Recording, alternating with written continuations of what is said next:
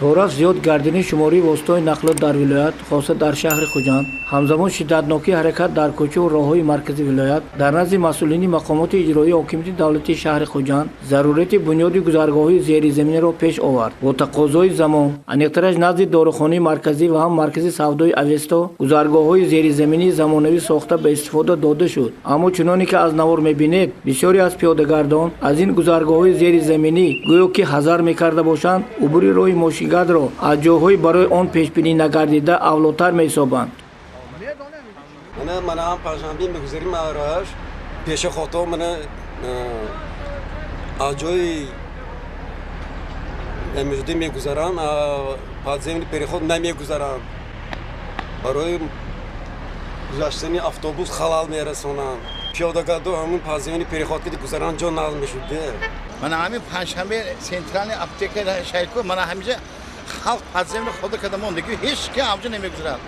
همه آرام میگذارد جون خودشون خطر بماننده و اونجا چیه که آخه احتیاط کن خودت امید خودت میخوام که همین پیاده‌گردها از جاهای مقرر شده گذرن حاضر من این پیاده‌گردها بسیار خلال رسانده هستند خط سیری ما و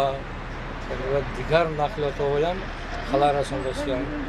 نوبسته با تاکید و آگاهنمایی‌های چندین کرتی ناظران بازرسی دولتی اتومبیلی و همه‌روزه سفربر نمودن قوای وسطای علاوگی جهت تامین بی‌خطری حرکتی وسطای نقلیات پیش از همه پیاده‌گردان در منطقه‌های خدمتی وابسته شده علل خصوص گذرگاه‌های موضع داروخانه مرکزی حدود بازار پنجشنبه و هم مرکز سودای اوستا همچنین تهیه گزارش‌های تلویزیونی با گناه خود پیاده‌گردان وضعیت تشوار می‌گردد دلیل تا حال مورد نگرانی جدی قرار داده شده مسئله مذکور آن است که مدنی شهروندی و حس مسئولیت شناسی برخی از شهروندان خیلی کاهش یافته است. پیاده‌گردان دیده و دانسته عبور نمودن قسمت راه نقلاتگرد را از جاهای برای آن پیش بینی نشده با خطر واقعی به حیات و سلامتیشان انجام می‌دهند. گذشته از این دو کنار راه نزد داروخانه مرکزی سال‌هاست که پنجره بندی شده باشد هم ولی حالت کنونی این پنجره‌های به قول از مدت مانده خیلی تباه است و هر جا شکسته و برای آزادانه گذشتن پیاده‌گردان راهرو شده است. شاید چنین طرح و نمود پنجره‌ها زیب مرکزی ولایت نیست و مسئولین اداره‌های داخلدار در آینده نزدیک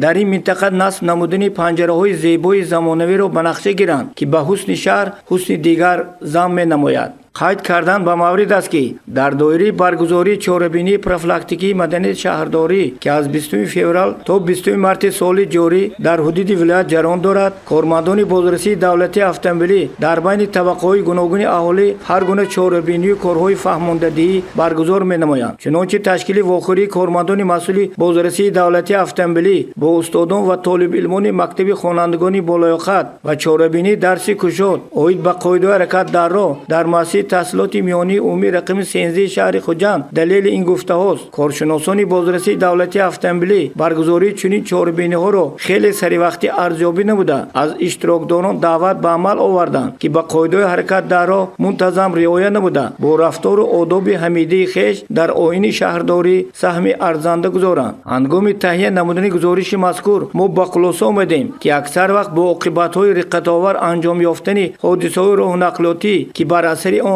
پیاده‌گردان به هلاکت میرسند یا خود جراحت‌های وزنی جسمانی می‌بردارند تا حال به اهالی درس عبرت نگردیده است. شاید گزارش ما در این جاده برای پیاده‌گردان منفعت بخش گردد.